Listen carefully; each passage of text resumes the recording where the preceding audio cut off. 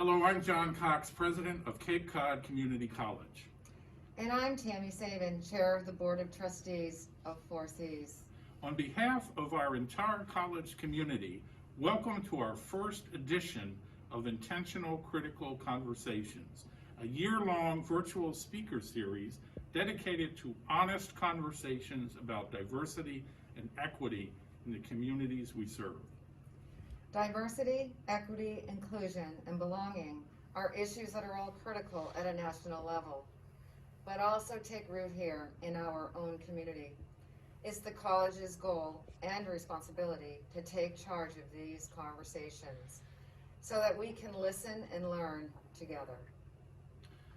In the months ahead, we'll have the honor of being joined by distinguished professors, spiritual and community leaders, and law enforcement personnel to discuss our changing narratives in the 21st century. All of this work is thanks to volunteers in the college's newly established Inclusion, Diversity, Equity, and Access, or IDEA Committee, and the coordinator of the series, our very own Sarah Ann Samito.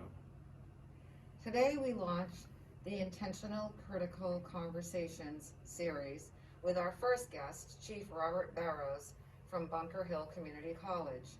We hope you enjoyed Chief Barrows' presentation, and we encourage you to join us all semester long for more.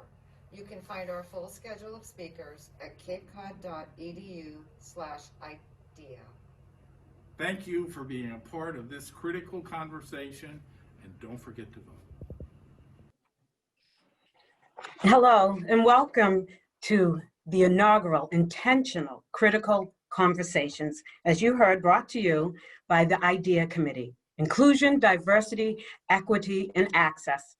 My name is Sarah Ann Samito, and I'm proud to say I am an academic coordinator here at Cape Cod Community College, and I'm proud to have been spearheading this project. Today, we have a lot to discuss and cover, and you'll see from time to time I may move around.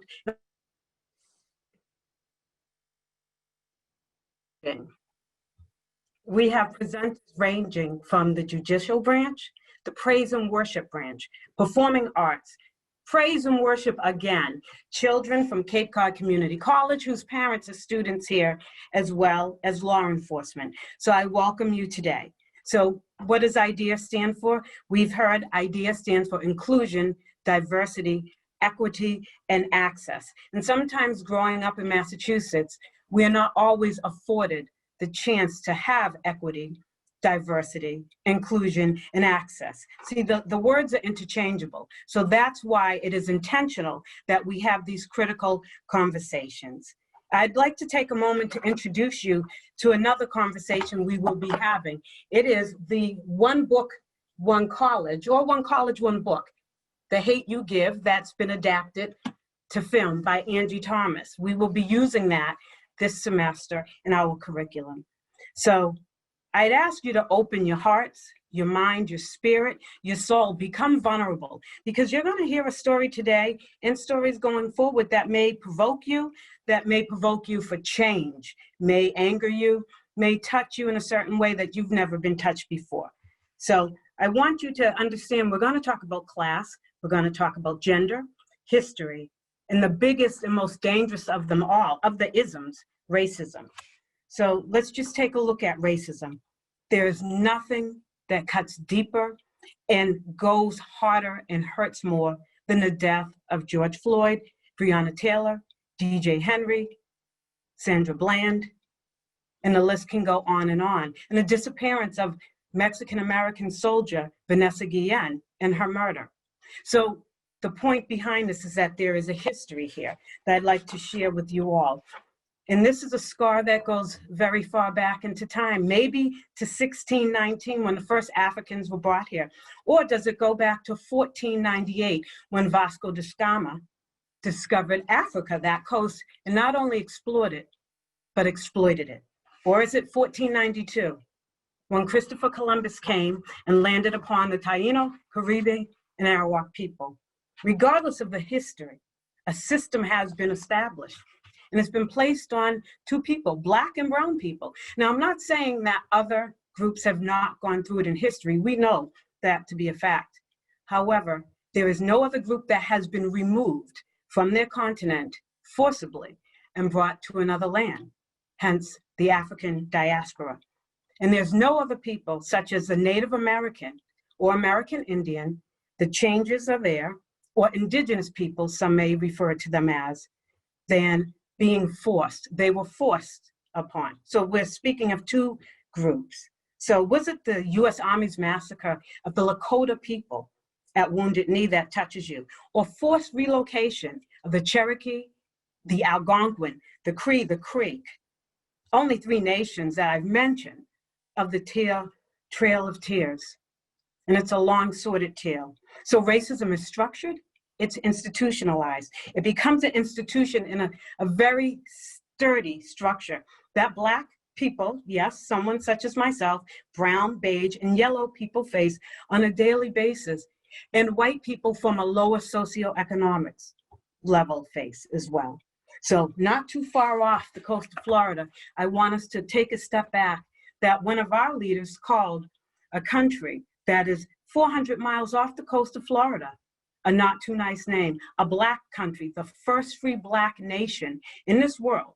Once again, structured racism, Haiti or Haiti, which the Arawak, Taino, and the Nigmaroon runaway slave banded together to fight for freedom. And they were never given a chance because structured racism, the United States placed embargoes, the Europeans placed taxes and tariffs that were not fair. So this line goes very far back. And it is as recent as children, Latino children, being placed in cages taken from their mothers, toddlers separated from their mothers. Not good. So that brings us to our logo. Many have asked, why the red, black, and green flag? Why the different variation of the US flag? Why the equity flag? Well, let's start with the equity flag. It is truly no one's job or business to tell us whom to fall in love with, whom to marry, whom to care for. It's no one's business. And the flag, the variation of the American flag is very important because this is our country. These are our United States. And we all have different challenges, physical and learning disabilities and abilities, different glorious linguistic backgrounds, many shapes and sizes we come in. This is our land. We must protect it and take care of it. And most daring, the Pan-African flag, red, black, and green. The red, the blood of the African that spilt over the transatlantic slave trade. The black for the color of the skin of the slave, and the green from Africa, the land in which they flourished. So it doesn't matter if you come from a preservation, a reservation, or a plantation, there's still structured racism. And this flag was created out of a response to a very terrible song in the 1920s called "Every Race Has a Flag But the Coon." So you see, once again, that's where it's structured. So I'd like us to begin to move forward, not individually, but as a college. I'd like us to do it now. I myself am challenging myself to be more open to learning. And we may not agree with everything we hear during this series. You definitely may not agree with anything I've said. But to quote the notorious RBG, you can disagree without being disagreeable. So I want to challenge you to learn to grow with me, to learn to grow as a community, because we do serve, we do protect. And when doing so, we may feel uncomfortable. We may have anger, feelings of sadness. And that's why we have Dr. Maura Weir, MWEIR, at capecod.edu. That's Dr. Maura Weir at MWEIR at capecod.edu. So you can turn to her, speak with her, and she'll have a Zoom session with you. And we'll be here to support you if you don't want to do that. So I thank you all for logging on today, for listening to me, for being attentive. And most of all, I have to borrow a quote from one of our recently departed civil rights leaders, John Lewis. I say it's time to start good trouble. So thank you. And I'd like to turn the program over to our 2 student speakers, Mr. J. Rojas and Sharon Brown. Hello, how's everyone doing today? My name is Jay Rojas. My family comes from Puerto Rico. a U.S. territory whose primary language is Spanish. I'm studying so that I can serve my community as a funeral director, and with the help of my advisors at Cape Cod Community College, I believe that it's possible. I grew up in a diverse community where I didn't see differences between me and the members of my community. I believe that no one is more important than me, and I also believe that I am not more important than anyone else, that we are all the same. Unfortunately, not everybody feels this way. I still remember September 11th, when the World Trade Center came down and so many had perished. Color and race did not matter. It was the furthest thing from our minds.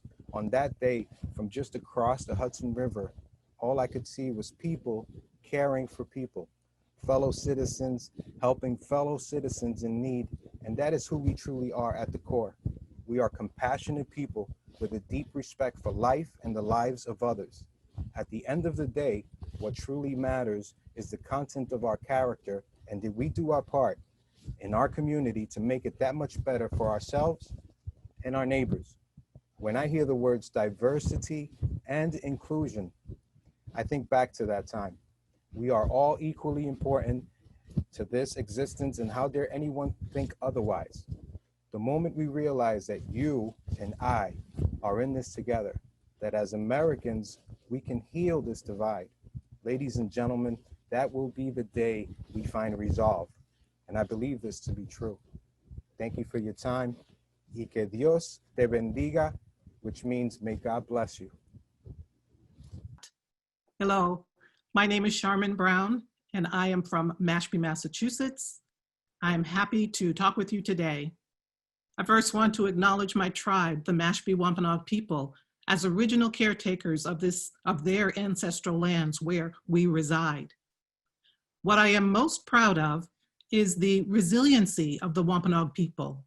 And my reason for coming to 4Cs is to study early childhood education in response to a need for tribal preschool educators to serve our children and to help return Wampanoag language fluency to our people. As a future educator, I would like to see more inclusivity of the genius of Black and Native American culture throughout our educational system, and that we intentionally put a critical lens on the current education system to see how white supremacy continues to show up. I hope you enjoyed today's presentation, and please stick around for questions at the end. Manat ka niko na hachik, katapatanamu wachiwami kiakwasanish. Anach. And thank you, Sharman, and thank you, Jay. We appreciate that. Future leaders here, people. So now I'd like to take a moment to introduce our new friend from Bunker Hill Community College, a civic leader, a community organizer, and most of all, of inmate reentry, Chief Robert Bobby Barrows. Welcome. Thank you. I would first want to thank you, Cape Cod Community College, for having me as one of your first speakers in your Intentional Critical Conversation series. I'm honored to be here and very happy that we are having these conversations. In order to celebrate diversity and cultivate harmony and respect for all peoples, we must nurture equality and inclusion. Even though there will be some tough conversations over the next few months and years, by us being able to talk and discuss openly, we are moving in the right direction. During my almost 30 years in law enforcement, I have started off as a housing police officer in the cities of Chelsea and in Boston. And in these 30 years, I've seen so many things that have shaped me into who I am today and helped build an understanding that I am forever grateful. Thinking about and speaking about reasons why I became a law enforcement officer has always been easy for me to explain, even though there was challenges along the way. Early in my life, I was inspired by a man who had served 20 years in prison for a crime that he had always maintained his innocence to. At the time of his conviction in 1943, our legal system was not advanced as it is today. Collection of DNA, proper surveillance, and other type of investigative tools lacked in the criminal justice system. I had not known this person while he was in prison, but I knew him afterwards and all the positive publicity he had gotten when he was released. He became a lecturer, a junior executive for a Fortune 500 company, a representative of supermarket chain all across the Northeast. He was a source of strength to so many people, and he had his ability to comfort in the most trying times. This man's story had inspired me to not only become a police officer, a member of a law enforcement organization, but has made me talk with other inmates within the penal system who could learn of this man's struggles and how he overcame. And this is a story. In 1943, a young black man had an affair with a white Irish woman in a white Irish community. Sounds simple. The affair ended, but left this community resentful of this black man's affair with a member of their community. As this man was driving around in a car in the Charlestown area, he was stopped for a traffic infraction by a local police officer who ordered this black man out of the vehicle and arrested him. This man was brought into court to only find a white judge, a white jury, white district attorney, and even a white defense attorney. The lawyers told this black man that you are black and you don't have a chance, so plead guilty to the charges before you and you will get 5 to 7 years with the possibility of parole after that time. What is a black man to do in 1943? Well, this man struggled with himself to accept such a fallacy or play along with society's game. Again, what is a black man to do in 1943? This man stated that if I plead guilty, I'm saying that I'm black and I'm no good. I'm saying my family is no good. I'm saying my friends are no good. His motivation was race pride and pride within himself, and he wasn't going to give into this wrongful accusation. This man knew he wasn't an angel, but he knew he wasn't the person who had committed a crime put before him. What is a 19-year-old African-American male with a 4th grade education in 1943 to do? Guilty, the jury found this man, and he was convicted to serve 20 years at the Charlestown prison, which is now the site of Bunker Hill Community College. This man now found his ways in the bowels of the 1943 judicial system. And within a few months, this black man remembered advice from an old prisoner and that was quoted saying that, don't serve time, let time serve you. And this is what he did. So now, what does a young black man who was hungry for knowledge in 1943 to do? Well, he began to locate a book in the rundown library in the prison, and he finds a dictionary. And in the back of the book, he finds a table, which he began to learn pronunciation, began teaching himself how to read and set limits of learning 5 to 10 words per day. 17 and a half hours a day, this man sat in a cell with no windows, no lights, no outside stimulation, but the only hopes of having 6.5 hours left in a day to lift his spirits and to elevate his inner self. As years passed, this man was not only becoming educated, but he was also becoming a mentor for others, a powerful figure within his setting. In 1955, 12 years later, he was transferred from Charlestown to MCI Norfolk Prison Colony, which was like a new world to this black man, for he had a window in his cell, a view of the outside world that was so foreign to him at this point. He became a participant in various activities that was available at Norfolk, one being a member of the prison football team, and later being elected to coach, where he brought his team to a league championship. He was the heavyweight boxing champion. He played the saxophone. He was involved in weightlifting and the baseball team. This man was a reader in an inmate club that taped books for the blind. He even operated a laundry business within the prison, and some say he was even a philatelist, which is a stamp collector. In his active role in all these activities, he was not only a mentor or a leader, but he was viewed as a survivor among everyone who came in contact with him.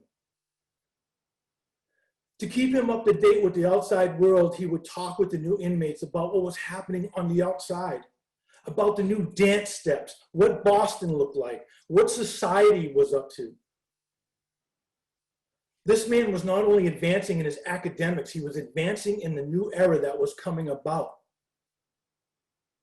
In the early 60s, before his release from prison, he was very much active in lecturing to others how to survive in prison and how to either become somebody so that they may one day re-enter society. In his last 2 days before being released, he had inspired another man from the outside who saw him speak. And in doing so, this white man named Paul Reevy, a manager of a company called KLH that manufactured sophisticated sound systems in Cambridge, gave him a business card. And he said, once you're out, give me a call so we could discuss a job possibility.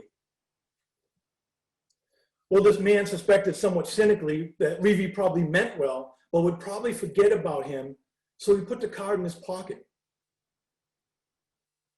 When released in 1963, 20 years later, this new 39-year-old Black man, now educated with what would be considered a 4-year college-level education, was free.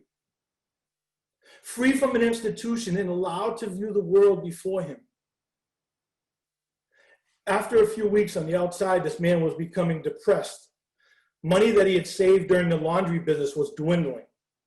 And the jobs that he was looking for were menial jobs that only paid 75 cents to $1. And they really didn't want to hire an ex-convict. One night after coming out of a movie theater, he reached into his pocket for a match and he pulled that business card out that he had received previously from Paul Reevy. So he took a chance and he called. And in a few days, he was awarded as a job inspector in the speaker assembly room. Within a year after showing his ability to work hard and the ability to inspire everyone around him, he became a junior executive in this Fortune 500 company.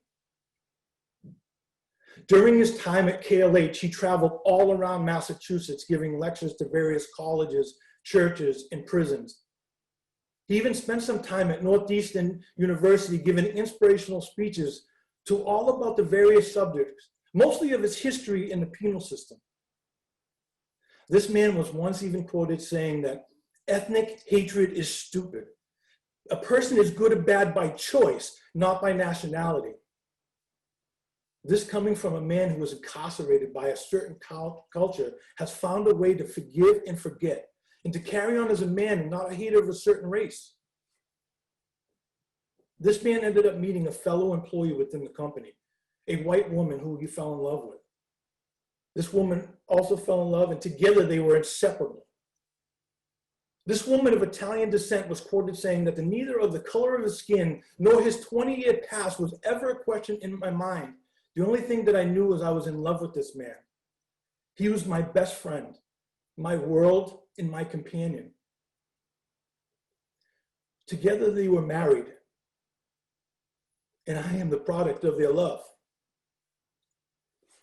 My father, Alvin Barrows, passed in 1992 and was currently working as a representative of all the Stop and Shop companies around the country.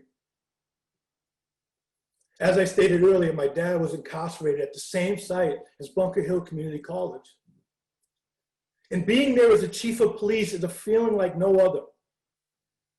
Every day that I'm on campus and I walk the halls with the feeling of my dad by my side, and I feel proud to know that I am trying to make a right out of a wrong.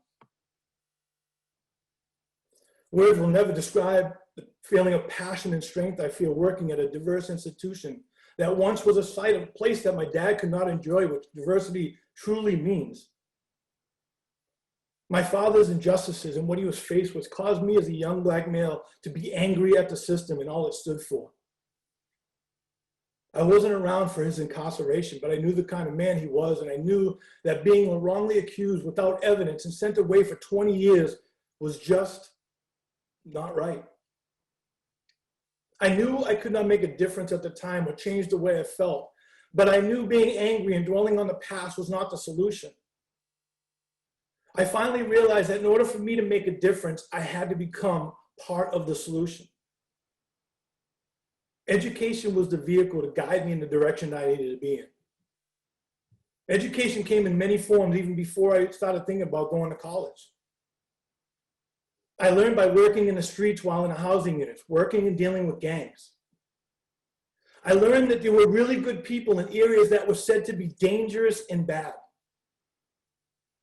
I learned some of the so-called dangerous and bad people, I found out quickly this needed a break in direction.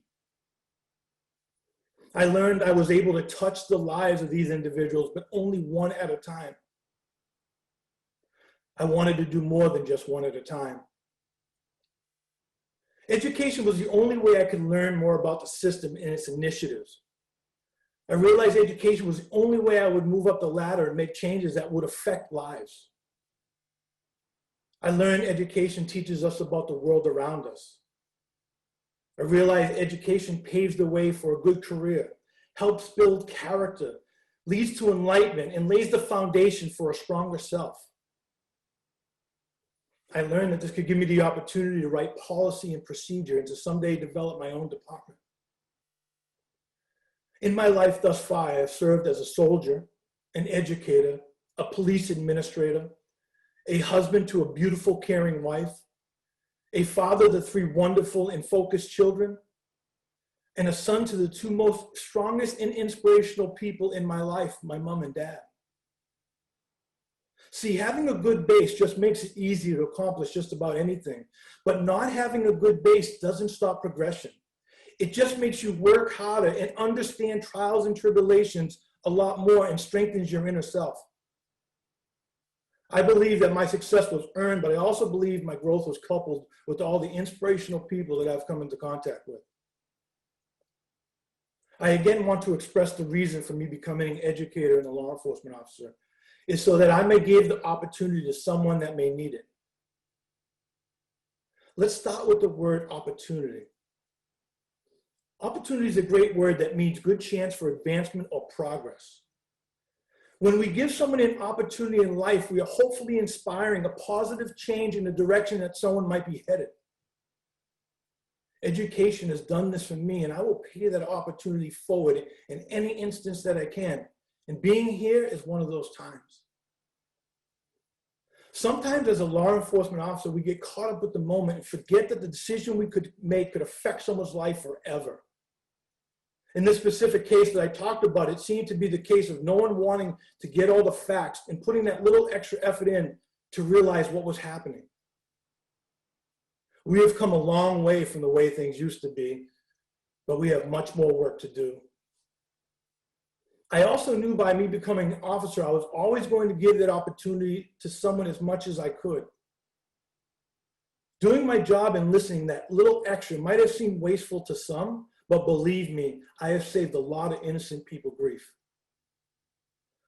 Law enforcement officers have a lot of power, sometimes more power than really is needed in some cases.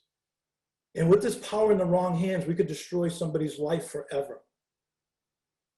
In my capacity as a chief of police, I have gained the opportunity to set standards and policies of how the day-to-day operations will function and how officers would and should respond. I've been able to create a philosophy that makes officers listen first and then react. Sometimes this doesn't always work because situations can always be different, but with more training and some minor adjustments, we can learn and come up with solutions. I guess my idea is that we don't forget who we are and we understand that we all have crisis, and sometimes we just need a chance to get through it or the tools to help deal with it. Community policing is a philosophy. It's not a program. We need to really understand this because as a police administrator, if we expect officers to be community engaged and not believe in its mission, then we're not doing any good when we initiate these programs. When we have community engagement units, we have members of the unit, but in reality, all members of a police department should be community engaged. This being another example of how my criminal justice education has given me the ability to think and relate to an ever-changing field. It has also helped me with the development of policies and problem-solving skills that has prepared me for my leadership role. Another aspect that inspired me along the way is that I love learning and being around different cultures. Growing up, I had the best of both worlds and was able to see things from my family's mixed backgrounds. Working in a diverse and inclusive setting also creates an education within itself.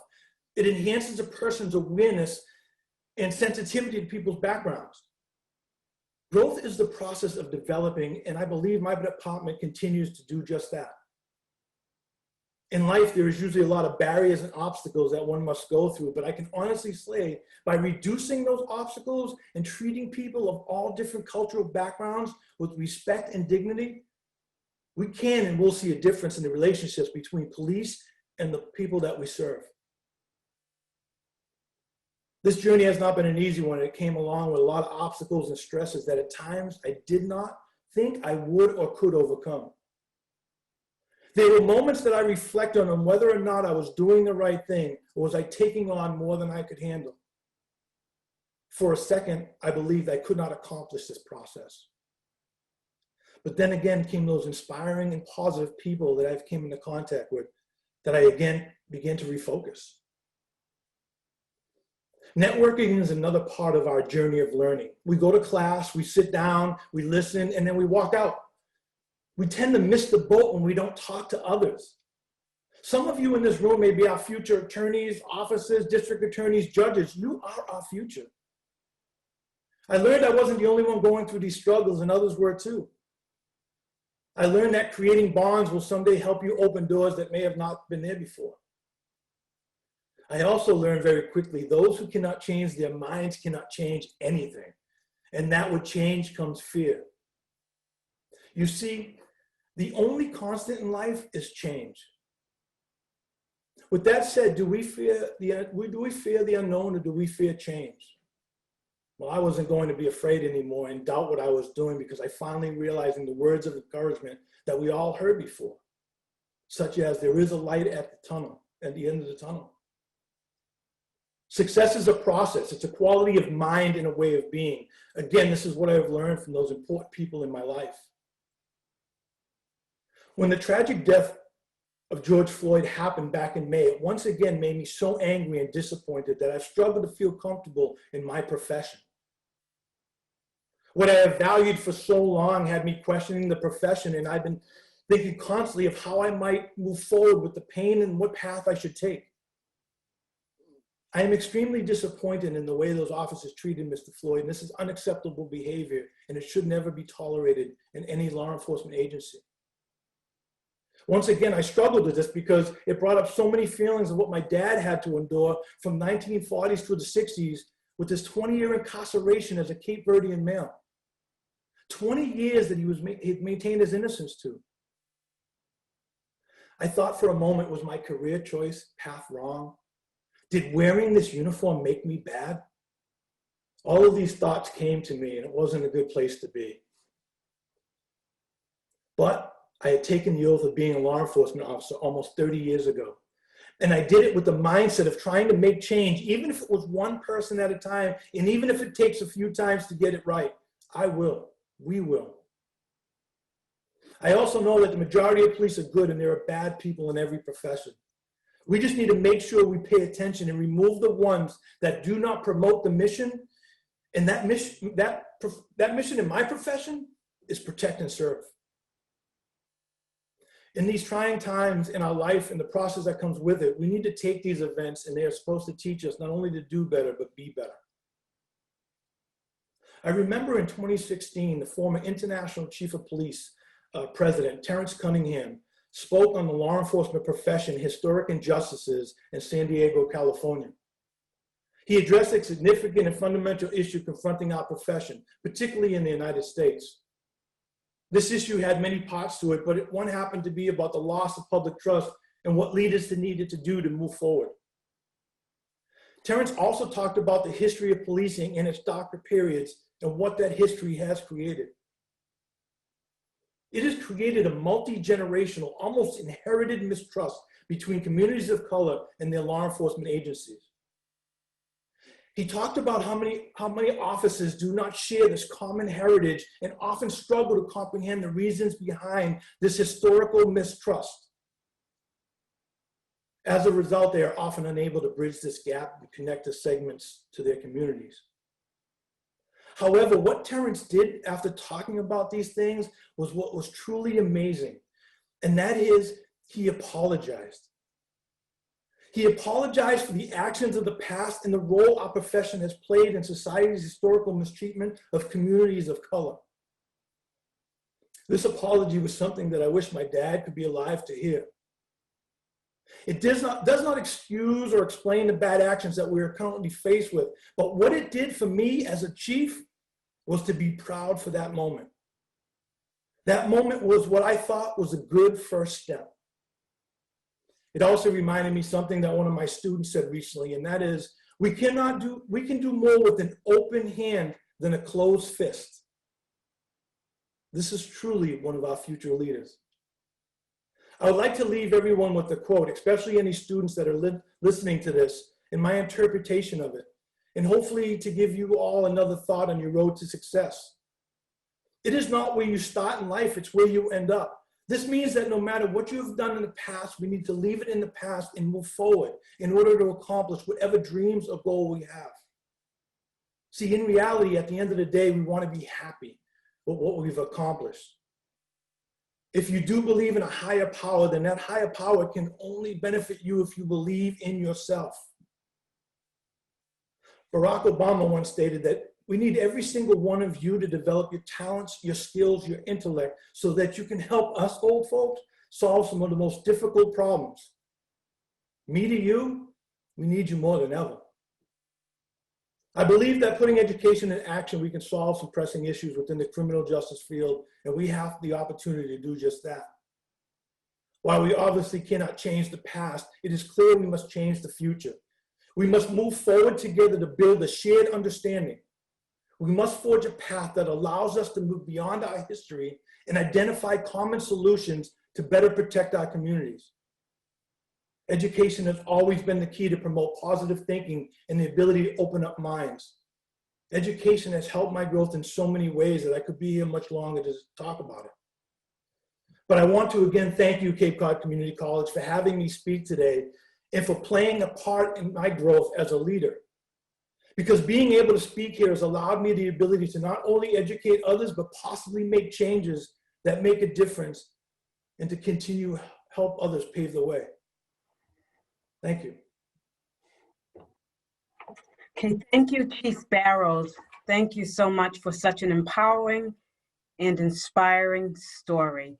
And for those of you who may not have caught this, you can find More Aware's information if you need to reach out to anyone during this presentation, after this presentation, or the ones going forward in the chat bar below. And also the article that Chief Barrows spoke of from Ebony Magazine, a historic magazine, the first African-American owned and operated magazine in the United States to become lucrative. Ebony Magazine, 1968, January edition. That also can be found in the chat. So I'd like to open this up to questions. However, I'd like to cheat a little and ask Chief Barrows, our new friend, the first question. And after hearing the story, I've been empowered and inspired. And I'd like to ask you, Chief Barrows, who has been an inspiration to you in law enforcement? So who's been an inspiration to you in law enforcement? Wow, there's so many people that I could name, because over the years I've met some great people. I belong to a group called NOBLE, which is the National Organization of Black Law Enforcement Executives, and it's amazing to see how many people of color are actually in leadership roles in Massachusetts. And so that's a big group that has inspired me. You know, it's funny, there's a lot of chiefs in the community college and state levels who have also inspired me, because, you know, we have conversations, and what I like about these other chiefs that I've found is that they listen, they want to hear, they ask questions, and if they don't have, you know what the feeling is or what they feel, they ask, and they ask how they can move forward. Another thing I really wanted to say in my speech, but I was thinking about this, is that if you don't know, Charles Ramsey he was a former commissioner of Philadelphia Police Department. He was also a police officer in Chicago, and he was also the chief of Washington Police Department. But he told a story one time of how he used to work with this officer who could always, in the most chaotic times, solve issues and make everything calm down. And he could never figure out how this person did this. And so we asked him one day, he goes, hey, how is everything chaotic? And all of a sudden you come to the scene and you make everything calm. And he said, well, that's easy. He said, because when you're born, we're all a perfect 10. He says, but deduct 3 from that, because life is temporary. It's not permanent. If you were born in a dysfunctional family with substance abuse and domestic violence, deduct another 3 from that. Because you might have not you were in a good environment. Your role models might have not been there. He said deduct another 3 if you're a member of a minority community. Because maybe doors haven't been opened for you as others have. That leaves you with 1. 1, and that's your dignity and self-respect. And as a police officer, you should never, ever, ever take that 1 from somebody. You got to do everything you can not to, because they will fight you for it. That was powerful to me. That was really powerful, and kind of thinking about how I'm going through my career. So there's a lot of inspirational people in my life, and I'm so blessed to have them as members of my family and friends. Okay, thank you, Chief Barrows, and thank you, Mia. And I had promised you all it would be thought-provoking, and you all opened your heart and your spirit, your soul. I could tell that even through virtual speaking. Very heartfelt story. So just as important, as Chief Barrows said, we have to continue with this conversation. And that's, once again, why it's called intentional critical conversation. So remember, this is just one of 6 in a series we have coming up on October 27th. The process of healing and looking forward, and allies and allyship with Reverend Andy Seuss Taylor. One of my favorites, a collaboration with B.U. Wheelock, a professor from their founding mother of Wheelock Family Theater. Colorful casting being heard. Emeritus faculty, Dr. Susan Kossoff, and she is a member of the Cape Cod Community College now. We welcome her here. Also, we would like to just take a moment to acknowledge the veterans who've showed up today, the students, especially the students who've taken time off from work, President Cox, VP Rodriguez, Mia Hazlitt, the IDEA Committee, Affirmative Action Committee, Communications Department, and the events people. We would not have been able to do this if it wasn't a collaboration. It is truly a village that it takes to raise a child. So thank you all, and hope to see you again on October 27th. Thank you.